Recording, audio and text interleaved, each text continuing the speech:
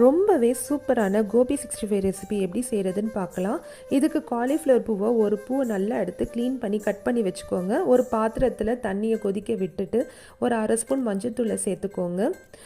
இது கூடவே நம்ம க்ளீன் பண்ணி வச்சுருக்கிற காலிஃப்ளவரையும் சேர்த்து ஒரு 5 நிமிஷம் அப்படியே விட்டுருங்க. தண்ணியை வடிகட்டி வச்சுக்கோங்க.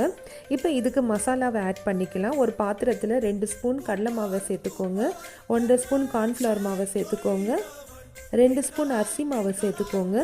இது கூடவே 1.5 ஸ்பூன் ரெட் சில்லி பவுடர் சேர்த்துக்கோங்க, 1 ஸ்பூன் கரம் மசாலா பவுடர் சேர்த்துக்கோங்க, ஒரு ஸ்பூன் ஜிஞ்சர் கார்லிக் பேஸ்ட்டை சேர்த்துக்கோங்க. தேவைக்கு தகுந்த உப்பை சேர்த்து இது எல்லாத்தையும் நல்லா கலரி விட்டுட்டு கொஞ்சமாக தண்ணி ஊற்றி பேஸ்ட்டாக பண்ணி வச்சுக்கோங்க. நம்ம ரெடி பண்ணி வச்சுருக்கிற காலிஃப்ளவர் பூக்களை இதில் சேர்த்து நல்லா கலந்து விட்டுடுங்க.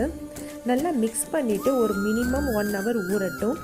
ஒரு கடாயில் எண்ணெயை மீடியம் ஃப்ளேமில் வச்சு நம்ம மிக்ஸ் பண்ணி வச்சுருக்கிற காலிஃப்ளவர் பூவை இதில் சேர்த்துட்டு கோல்டன் ப்ரௌன் கலர் வர வரைக்கும் நல்லா ஃப்ரை பண்ணி எடுத்துட்டிங்கன்னா சூப்பரான கோபி 65 ரெடி.